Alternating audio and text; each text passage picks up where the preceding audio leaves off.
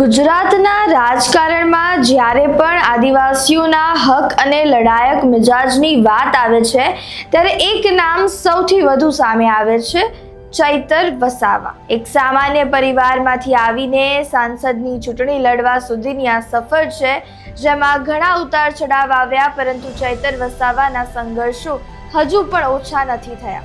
ત્યારે આજે આપણે આ વિડીયોમાં શ્રમિક પુત્રથી લઈને ધારાસભ્યના સફર વિશે જાણીશું. નમસ્કાર, આપ જોઈ રહ્યા છો ચક્રવાત ન્યૂઝ. હું છું આપની સાથે નિધિ.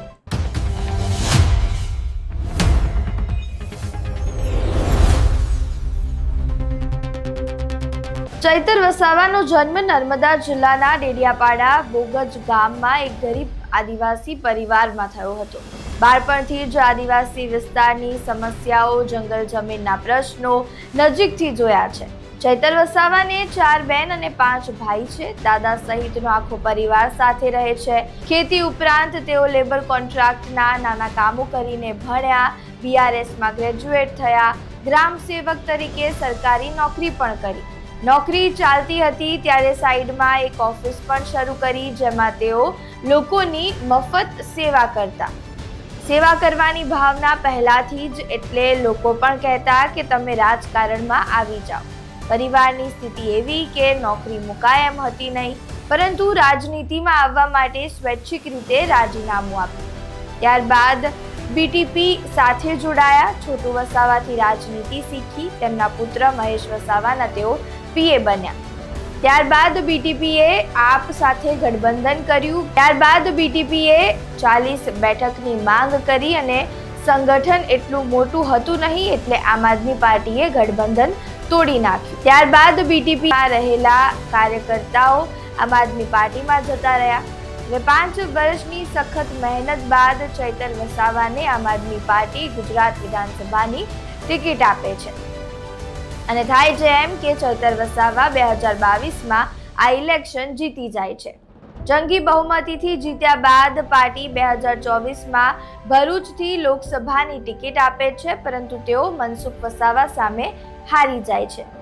ચૈતર વસાવા પોતાના પારિવારિક જીવનને લઈને પણ ખૂબ ચર્ચામાં રહ્યા છે. 2 પત્નીઓ હોવાના કારણે તેઓ ચર્ચામાં રહ્યા, પરંતુ આદિવાસી સમાજમાં આ એક સામાન્ય બાબત છે.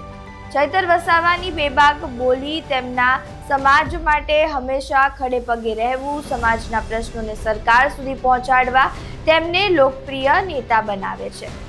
હંમેશા આદિવાસી સમાજના હક અને અધિકારો માટે લડતા ચૈતર વસાવા સામે એક એવો પણ સમય આવે છે જ્યારે તેમને જેલવાસ ભોગવવાનો પણ વારો આવ્યો. 2023માં ચૈતર વસાવા અને તેમના પરિવાર વિરુદ્ધ એક ફરિયાદ નોંધાઈ, જેમાં વન વિભાગના કર્મચારીઓ ખેતીના રક્ષણ માટે ગયા હતા.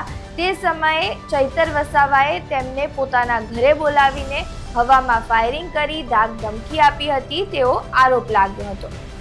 તેમના વિરુદ્ધ ફરિયાદ નોંધવામાં આવી. ત્યારબાદ ચૈતર વસાવાએ ડિસેમ્બર 2023માં પોલીસ સમક્ષ આત્મસમર્પણ કર્યું. તેઓ અંદાજે 60થી વધુ દિવસો સુધી જેલમાં રહ્યા. ત્યારબાદ ફેબ્રુઆરી 2024માં ગુજરાત હાઈકોર્ટ દ્વારા તેમને શરતી જામીન આપવામાં આવી. જામીન દરમિયાન કોર્ટે શરત મૂકી હતી કે જ્યાં સુધી ટ્રાયલ ચાલે અથવા આગામી આદેશ ન મળે ત્યાં સુધી તેઓ નર્મદા જિલ્લામાં પ્રવેશ કરી શકશે નહીં. 2025માં પણ ડેડિયાપાડા તાલુકા પંચાયત પ્રમુખ સંજય વસાવા સાથે લાખપા કાંડ મામલે તેમને 2 મહિના ઉપરના સમય માટે જેલમાં રહેવું પડ્યું. પછી તેમને શરતી જામીન મળી અને કોર્ટે તેમને ડેડિયાપાડા કે જેમનો મત વિસ્તાર છે તેમાં પ્રવેશ પર રોક લગાવી દીધી. અત્યારે ભાજપ અને કોંગ્રેસ વારંવાર ડેડિયાપાડા જઈને ત્યાંના લોકોને પોતાની બાજુ કરવા માટે પ્રયત્ન કરી રહ્યા છે. પહેલા નરેન્દ્ર મોદી, ત્યારબાદ હર્ષ સંઘવી, રાહુલ ગાંધી બધા જ એક કરીને ડેડિયાપાડા જઈ રહ્યા છે. આમ આદમી પાર્ટી અથવા તો કહી શકાય કે ચૈતર વસાવાનો જે આ ગઢ છે તેને તોડવા માટેનો પ્રયાસ કરી રહ્યા છે. પરંતુ આદિવાસી સમાજમાં અને ખાસ કરીને ડેડિયાપાડામાં ચૈતર વસાવાનું જે વર્ચસ્વ છે તે ઊંચું હોવાના કારણે સ્થાનિક સ્વરાજ્યની ચૂંટણી નજીક આવતા બધી પાર્ટીઓ હવે આદિવાસી વિસ્તારમાં મહેનત કરી રહી છે કે જેથી તેઓ ચૈતર વસાવાથી જીતી શકે. તમારું આ સમગ્ર મામલે શું માનવું છે?